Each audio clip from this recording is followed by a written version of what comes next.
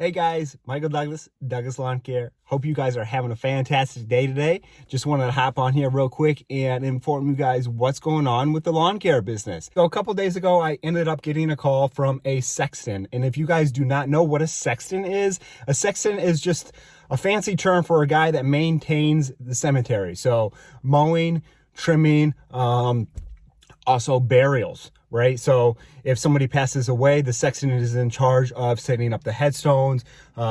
Where does the headstone go? Where is the person going to be buried at? They're in charge of digging the gravesite, preparing the gravesite for the ceremony. And after the ceremony is over, they're in charge of coming back, filling it in, and making it look nice. So as I was speaking to this guy, he is saying that he is in charge of 18 cemeteries within 25 minutes of my house, and he is looking to get out of the business. He said he has a 5-year contract. He's getting older, his back's hurting, and he just doesn't want to do it anymore. When talking with him, he did say he signed a 5-year contract with the townships. Now, I don't know if this is all true or not. I'm supposed to be meeting with him today to go over details and find out everything.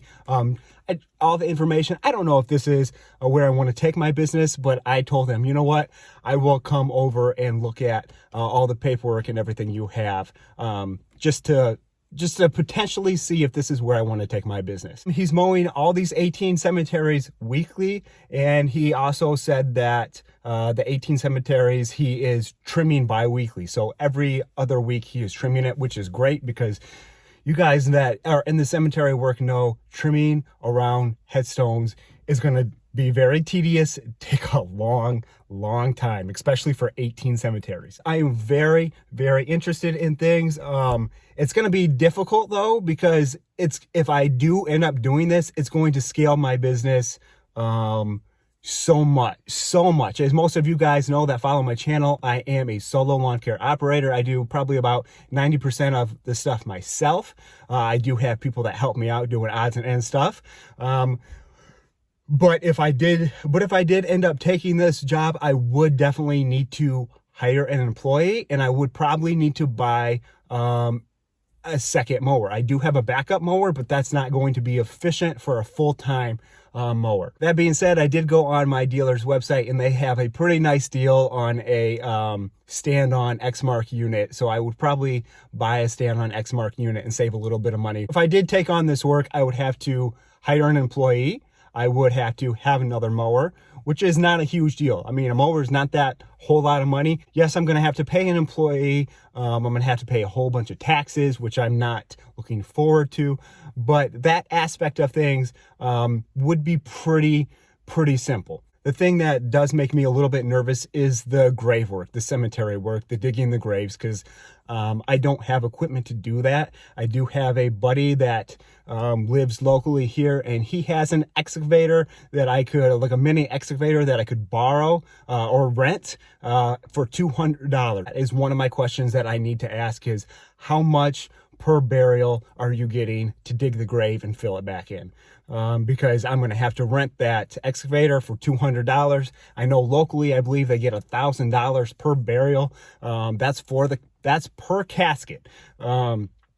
And I was talking to the guy that I would rent the excavator from, and he says he can dig it by himself in about an hour. It takes probably about 20 minutes to a half an hour, he said, to dig it, but to level it out and make sure all the dimensions are correct. It's a lot of getting out, back and forth, making sure the grave dimensions are level and correct. So that is my biggest concern. I do have a dump trailer available for me, so I could take that excavator to the grave site, dig the hole, put all the dirt in the dump trailer, put it off to the side, go drop the dump trailer, drop the excavator, leave it there for the burial service. When they do their service, come back and take that dirt, fill it back in. In meeting with this guy today, I do have quite a bit of questions that I need to ask him. The first question is, how long are your times? He told me he knows every single time on every single cemetery. I need to know my time. How long is it going to take me to mow? How long is it going to take me to trim? And if I am not meeting my man hour, my hourly man hour, it is not going to be worth it for me personally to take on this amount of work, because I can find this work somewhere else. I've realized doing this business for this long that most of the money is in, for me at least, is in residential people on the lakes, because I can bust out a real fast property for $45 really easy. And if I get 10 houses right in a row, that's a lot of money really quick. I'm making less than my hourly rate, taking on more work, having to have an employee. It's still not going to be worth it. Yes, I'm going to be making gross, I'm going to be making a whole lot more money, but net profit in the long run, I could potentially be making more money solo than I am with an employee. So it all is really just going to depend on the numbers and where he's at on mowing prices and where he's at on the digging the grave prices for the Sexton work as well. Another very important question that I need to ask him is, what percentage does he want? Because I guarantee you, he's not looking to give this stuff away for free, right? I mean, he contacted me as a business. He sees my reviews online. He probably sees my YouTube videos, knows I'm a reliable, trustworthy guy. He's in this to make money, right? Everybody's in this to make money. He still wants to be the sexton because he has the contract with all the townships. The townships know him. They have his phone number. So he's just looking to get out of the work. So I guarantee you, he's looking to make a cut of whatever this is. So if I'm at my hourly rate, or even a little bit above my hourly rate, and he wants like 10% or something like that, I'm fine with that. That's great. But if I'm below my hourly rate and he wants 10, 20%, it's just not going to be worth my time. Yes, I will be making money, but my time is better spent building up the business somewhere else. My time is just better spent building up the business somewhere else and focusing on the business rather than focusing on these cemeteries. So it really is just going to depend on the numbers. What are the pros to potentially these 18 cemeteries, doing these 18 cemeteries? Money, right? That's a pro. But at the same time, I do need to know how much he's making per cemetery and the hourly rate time that it takes to finish. Another pro that could be a con is I have to hire somebody. And that does make me a little nervous.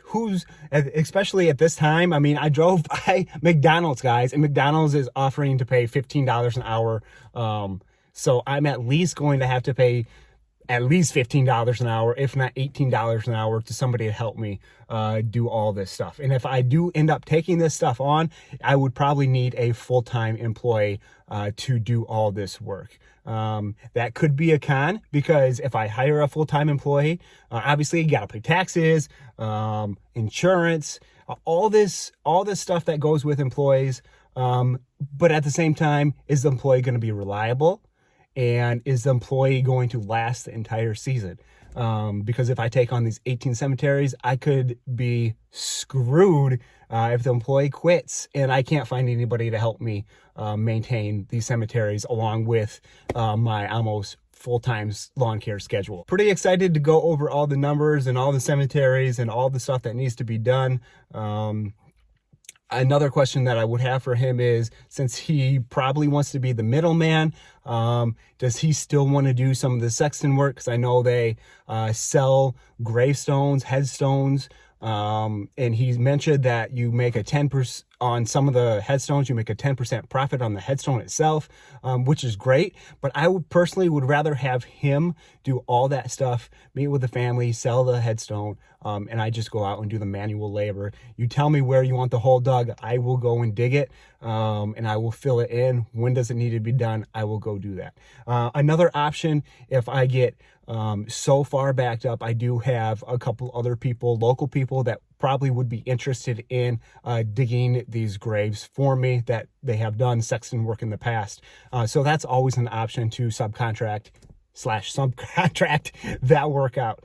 But it all depends on if it's going to be how much money it's going to pay. Because if I'm renting an excavator for $200, which is a great deal, one of my buddies owns a milling company. They mill up asphalt and stuff, has a whole bunch of equipment, and he's willing to rent it out to me for $200 a day. That's an incredible deal. I feel like most people would be $250 to $300 per day, at least minimum, per renting out the excavator. So I'm getting a good deal on that. I don't know. We'll see what happens. He did actually mention that I asked him through the text how many, on average, burials are there in a year for all these cemeteries, and he responded about 60. Last year was a little bit more because of COVID, obviously, but about on average 60. So that's a lot of burials. That's way too many burials for one guy to handle, especially when I'm already pretty much booked up with my lawn care business. So if I did end up taking this, I would have to definitely hire probably, it would probably have to be a full-time person. That being said, I am very excited about this meeting, and I will keep you guys updated on this. Yeah, it's pretty exciting, but the best part of it is I can always say no. I mean, last year was my best year in business. Did financially a great year. Very proud of myself, personally. I don't want to act all arrogant, but personally, number-wise, I am pretty proud of where the business has gone. That being said, I can always say no. You can always say no. If you're in the lawn care business, guys, that's one thing that I've learned. And it's hard to do, especially when you're turning down work, turning down money.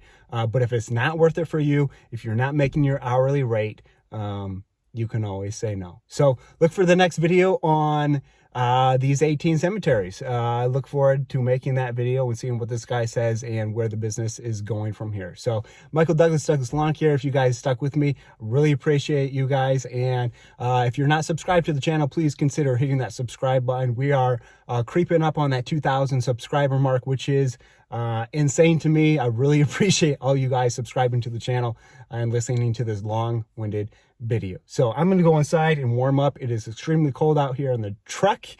And yeah, Wednesday, we're going to be plowing that snow. So always say no and go plow that snow, right? I'm just kidding. All right, God bless. Take care. Michael Douglas Lawn Care. I will see you guys in the next one. Like, subscribe. Love you guys. Bye.